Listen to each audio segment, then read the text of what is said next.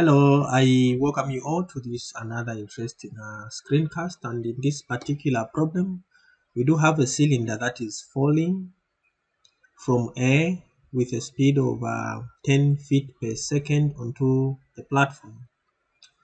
We are being asked to determine the maximum displacement of the platform caused by the collision. The spring has unstretched length of 1.75 feet and is originally kept in compression by the 1 feet long cables attached to the platform. Neglect the mass of the platform and the spring and any energy lost during the collision. This problem is coming from the Engineering Mechanics and Dynamics, 14th edition by R.C. Hibbeler. So let's draw the free body diagram.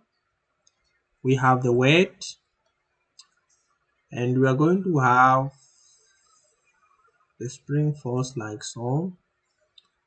So let's call this W, let's call this F, I'll call it Fy. Okay, my deflection, I'll get it as Y. You can call it Fs. Okay, and then let's see what happens here. Mind you, this spring is already displaced by a certain amount, right, due to these ropes. So we'll need to account for it when we deal with spring work or work done by the spring, as well as the weight. So let's call this point here point 1 and then point 2. So let's say the initial displacement at point 1, the initial displacement at point 1 is equal to 1.75 minus 1, which is equal to 0.75. And then the final displacement is equal to 0.75 plus y. Okay. So it's very important to define this correctly when we are dealing with work done by the spring, because sometimes the sign can be a bit confusing. We are using the work and energy principle, so we are saying the initial kinetic energy plus the total work done for this cylinder from 1 to 2 is just going to be equal to the final kinetic energy. So this part is going to be equal to 0 because we are considering momentarily the spring is at the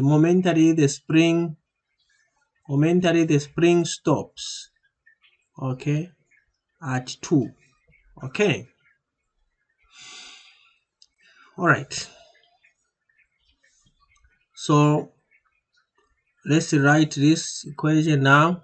We do have the initial velocity, therefore this just becomes half mv1 squared plus integral from s1 to s2 of Fy spring force ds.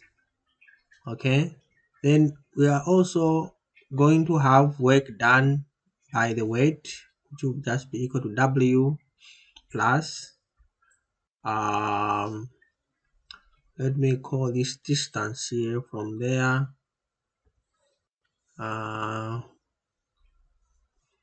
let me call this distance from I call this from there to there.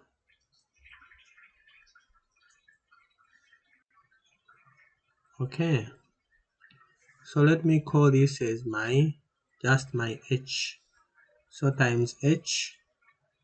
So this, the weight and the displacement are in the same direction, therefore this is positive. This one is quite direct. Okay, then this is equal to 0. So let me work with this one. So integral from s1 to s2 Fy ds, this is just going to be equal to integral s1, we say it is 0.75 and this 2 is 0.75 plus y, and then this fy is minus ky. Okay, the minus here takes care of the right sign for the right direction, or the right sign for the work done by the spring. Okay, so this one I'll say, this one, instead of the s, I'll write it as the y. Okay, so this just becomes equals to 0.75 plus y, then minus, if we integrate this just becomes minus ky squared divided by 2, integrating this from 0.75 to 0.75 plus y, right?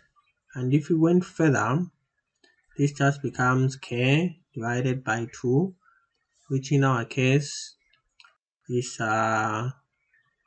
400 divided by 2, and then we have 0.75 plus y squared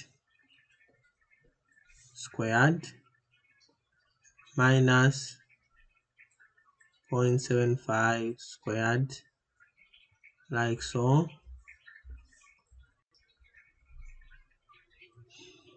Okay, so expanding this, we'll have minus 200, then here we'll have a 0.75 squared plus y squared plus 2 by 0.75 by y minus 0.75.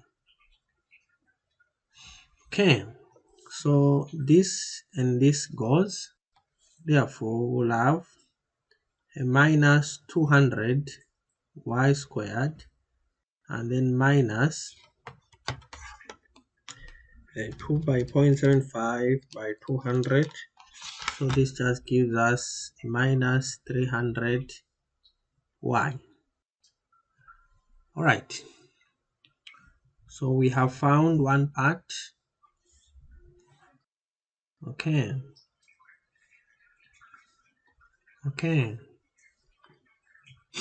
so what do? Let's write down the equation. So this, we have half by m, which is justified, divided by 32.2, and then we have a v, which is just 10 squared. Okay, and then we have minus 200 y squared, minus 300 y, and then we have plus w, the weight, which is just 5, times h, and h is just 3 plus the displacement that this is going to undergo, which we are calling y. Okay, so our h here is just equal to y is equal to 3 plus y. Okay, and this is equal to 0. So let's write this. So we'll have a minus 200 there, y squared, and then so we have minus 300 plus 5, so that just becomes a minus 295 y, right? Then the rest of this stuff, we can add it. So we have 0.5 by 5 divided by 32.2 by 10 squared, plus 15. Okay, so this is a plus 22.7640. So this is equal to 0. So let's work out this using a quadratic. We have a minus, a b, that's minus 295, plus and minus 295 squared, minus 4a, which is minus 200, and then c is 22.7640. 7640. Okay, and then square root of this, something like so. Then we divide everything by 2a, which is just a minus 200. So if we work out this, then we find the following: 295 squared plus 4 by 200 by 22.764. Okay, square root of that. Okay, and a minus there, and we have plus 295 and divided by like so. So then we find that our y is just 0.7350, and this is feet, and it is less than, of course, 1 feet. All right, and this is okay. This is less than 1 feet, and of course this is fine. So let's check it again. 295 squared plus 4 by 200 by 22.7640, the square root times minus 1 plus 295 divided by minus 2 by 200. Right. So I think this is really about it. We have found the maximum displacement that